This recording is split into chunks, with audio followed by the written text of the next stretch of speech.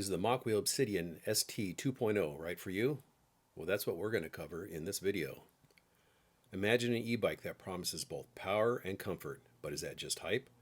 We're diving deep into the Mokwheel Obsidian 2.0 to uncover what truly sets it apart. Stick around to discover if its features align with your riding style and if this is the e-bike that will finally transform your commutes and adventures.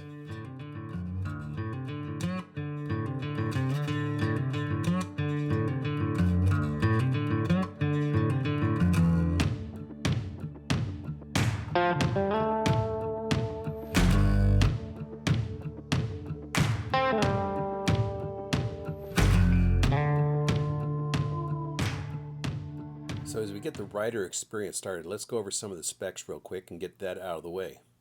The battery is a 48 volt 20 amp hour battery and complies with UL standards. The charger is a 48 volt 3 amp charger.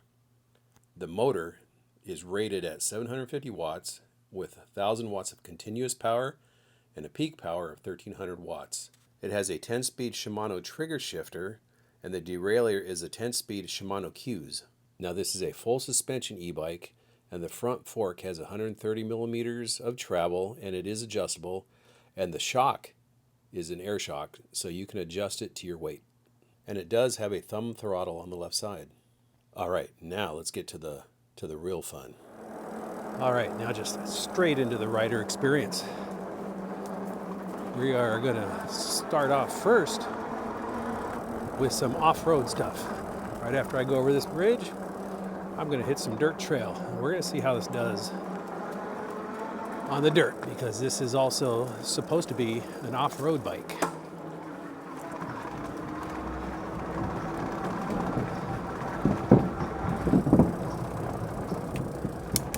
Hi. All right.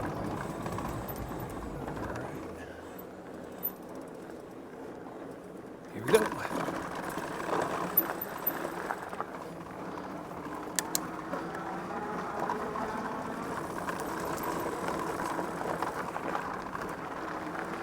Now, right off the bat, I can tell you the rear suspension, the shock, is pretty darn smooth, and I have it on I believe the soft setting. But this is basically just gravel trail right here. We'll get into some other stuff that is just a little more bumpy, a little more tight. So we'll see how the torque sensor works on the tighter turns. Those will be coming up pretty darn soon.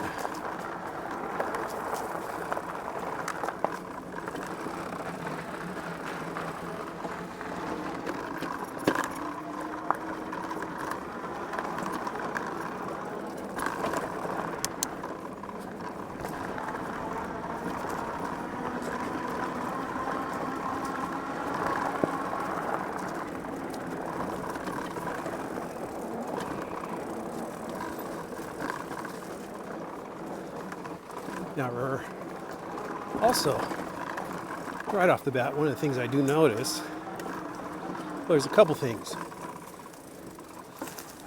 I am a 6-foot rider, and I do feel a little cramped. I feel like my arms are too close together on the handlebars, and then the handlebars are just too close to me this way.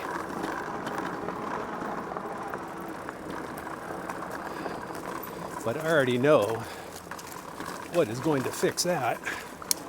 Okay, let's go up here. Hill climbing. I switched to PAS 5, gear 3 to climb that little hill. Did it just fine. They say this does have 105 Newton meters of torque, and it feels like they are right. So let's go back down.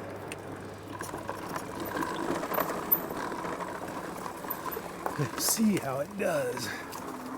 Better move it down to PAS 3 for this tighter stuff.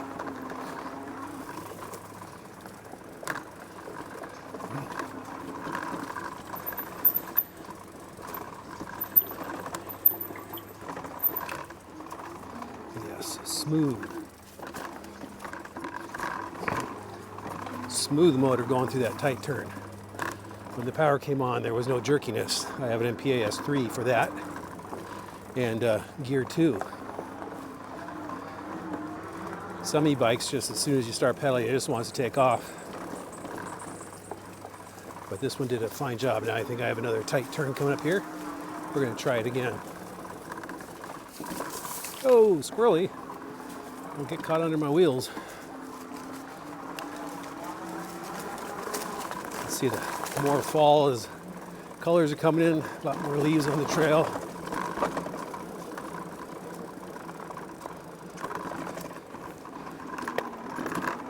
Nice. Nice. I climbed that little hill in PAS 3.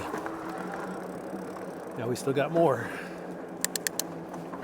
coming up. Oop, I think I missed the trail, but I'll get on right here.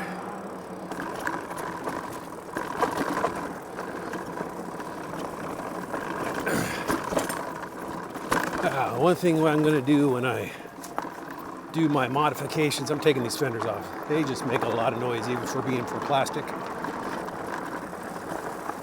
And the kickstand.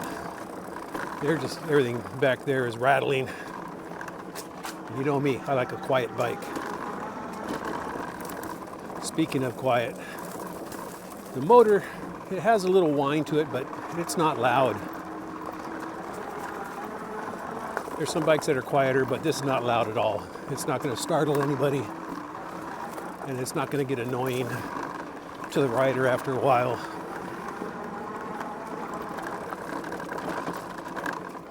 But as I was saying, there was a couple things besides the handlebars being too close. It almost feels like the front wheel is pushed out further. It's just that feeling. I don't know if it actually is, but it's just a feeling I have. Now, I'm still having no problems in the turns. I haven't felt the front wheel try and slide out.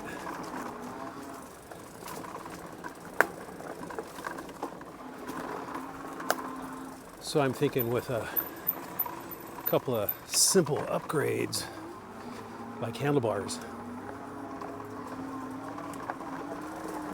that feeling is going to get a lot better. And I'll be a lot more comfortable. Now this does have the dropper seat post. I have it up right now because I am doing pedaling. But once I get into cruising mode where maybe I'm just barely pedaling or using mostly throttle, I might drop that down just to get into a more comfortable cruising mode. Not so much so I'm leaning too far forward. Because this is, out of the box, it is that classic mountain bike position where you are hunched forward. And it does help for trail riding like this, but I still like being a little more upright. See that? That's just smooth coming around that turn. That's good. That's excellent for when you have tighter trails to ride.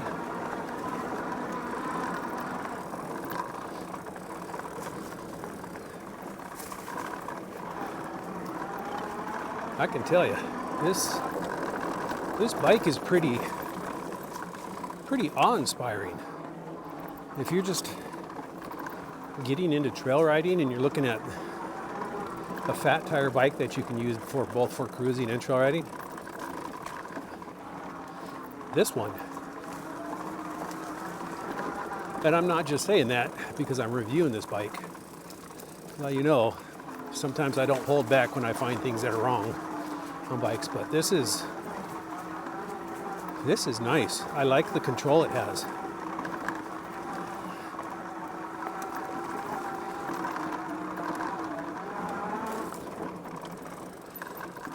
Yeah.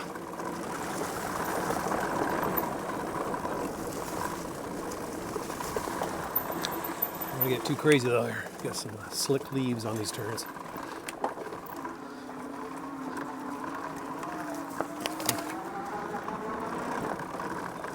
Yeah, a few more turns.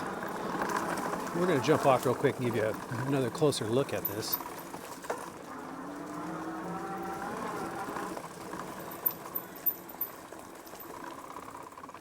Thank you. Yeah. I like it. I like it. I like it. I like it. Here, let me park right here. It's a good spot. So we pulled over here just to take a quick look at this. And I tell you, I really love the finish work on this. Look at that paint job. That red and black. And yes, I happen to be wearing red and black today, just coincidence. But look at it. It was really nice. I mean, in the finished detail, everything is just smooth. And you don't see any welds anywhere. The only thing I wish I didn't do is this chain, this protector right here. This one I believe is made for the Onyx because they have a cutout here so you can see how it covers up the Obsidian. But I'd rather do that than have a chipped up frame. But yeah, everything is about it's working fine. The brakes are working excellent on those trails. The front forks are working great. The rear shock, I have it on it looks like the slow speed, but I did put some air in that to adjust for my weight. Of course, it has the Class 2 sticker there, 750 watt, 20 mile an hour max. But yeah, what I'm going to do is I'm going to be taking the fenders off. These things just rattle. I mean, you can hear it. Can be taking those off front and rear. And then going to put a different set of handlebars on her that are wider and up a little more. But I don't think I need to change this right here. I think I'm going to keep that the same. I think with the other handlebars, it'll make me feel a little more less cramped in the cockpit. I did forget to check this for being tight, so you have to be careful with that for the rest of the day.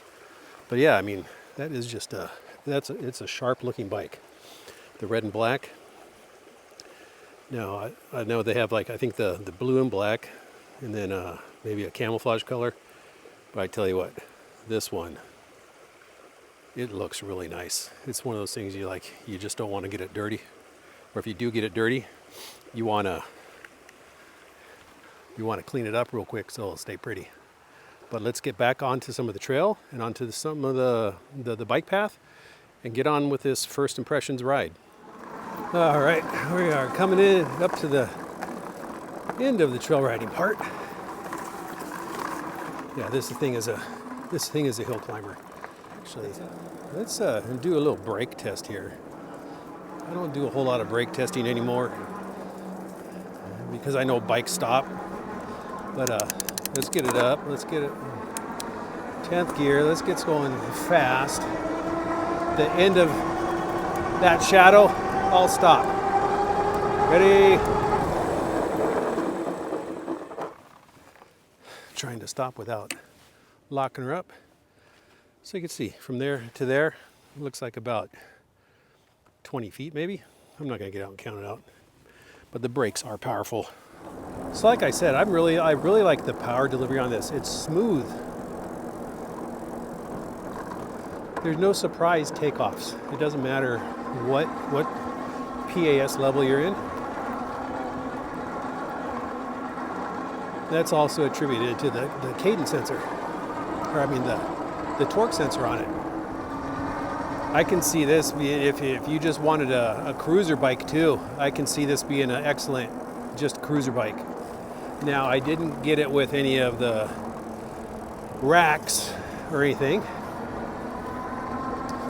So if you're looking for this to be a cruiser, to be like a commuter too, or a grocery store hauler, you can get a rack and you get a bin in the back. And it does have mounts for the front too if you wanted to put one up in front. Now, it doesn't come in with a built-in brake light. They do give you one, a battery operated one that you can attach to the back. But I do think a lot of people who get this will probably be using it for a lot of off-road, a lot of hunters and stuff. So they may not necessarily say I need a built-in brake light, but it would be nice to have. Maybe, I haven't checked, maybe they do have one on the rack that they supply or that you can get. Maybe they have a built-in headlight on that. I'll have to go back on the website and look. But I am thoroughly impressed with this bike. And I'm not, like I said, I'm not just saying that because they gave it to me to review. Because I am very picky about bikes I take. But this, right out of the box, it's nice. But with a few simple upgrades, it has got a lot of potential. It does, it really does. It will be a challenger to my Nomad 2X. And what's nice about this one, it comes with that 48 volt, 20 amp hour battery. Let's go over here on the dirt trail and do some gravel riding. Like I said, that back shock is doing really good. Yeah, see, on gravel stuff, it's nice and smooth. Now we will do the hill climb on the street. Something I haven't done in a while. It's just right up here around the corner. We're just going to go straight to it from here.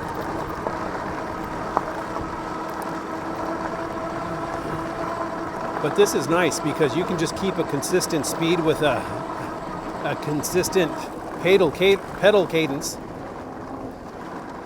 without that, speed creep that winds up and then you got to kind of slow down. You can easily maintain the speed you want. Okay, so the hill climb is right here. We're just going to get right into it. We're not going to stop or anything.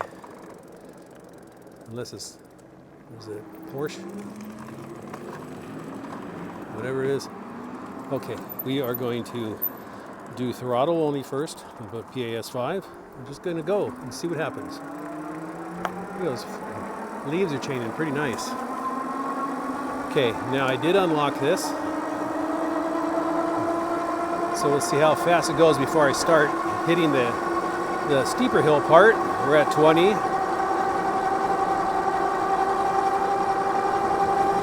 22. Slowly getting up there. 23. Okay, 24. Now we're going to hit the steeper part.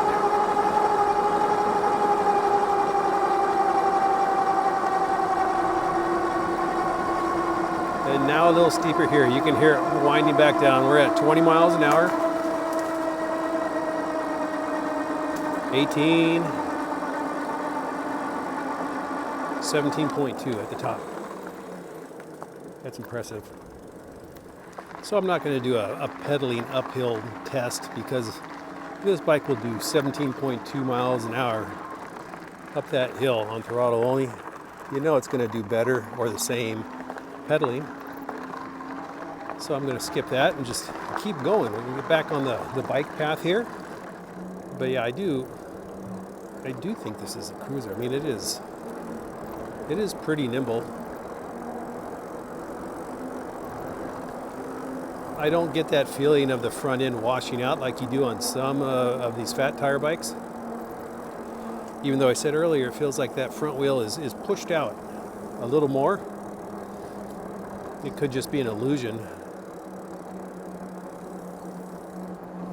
Because on those dirt trails, and even here, if I do the whole zigzag thing, it feels really nimble, and it feels like the front end has a solid grip on the ground.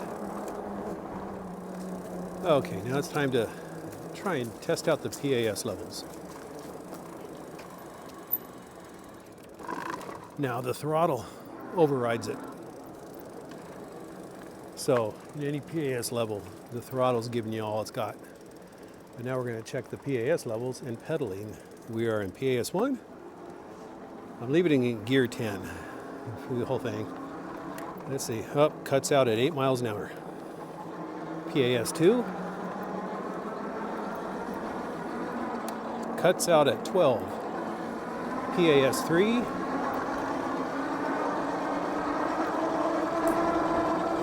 Cuts out at 18. PAS 4. cuts out at 22 in PAS5. Woo! Should be 28. Oh, we got an uphill.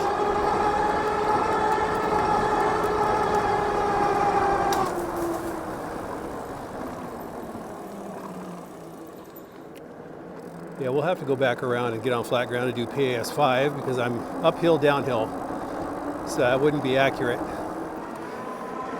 PAS5. Gear 10.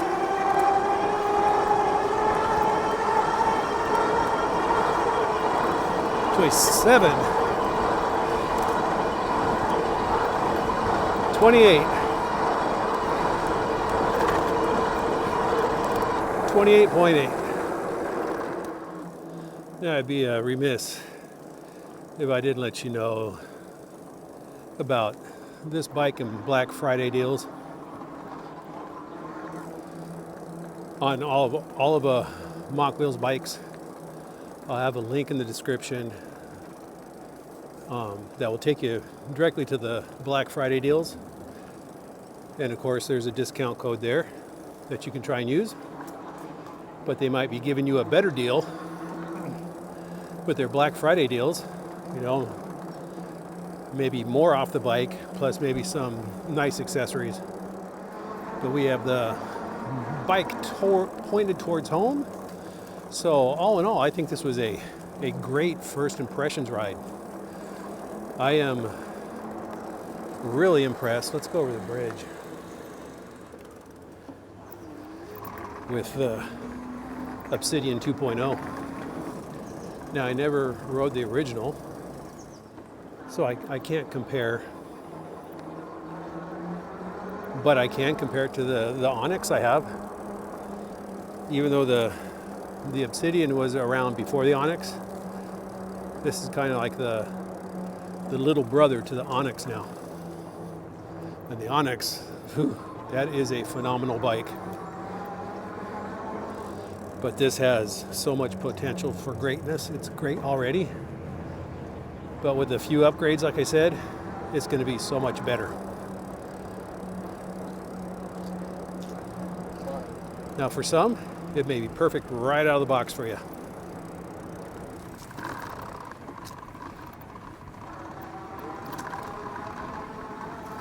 But for others who really want to fine-tune their ride, you're probably looking at a new seat and some different handlebars. Like I said, for me, I need wider handlebars that have more of a rise, so I'm sitting more upright. But for those of you who like that classic mountain bike stance, I think you're going to love this.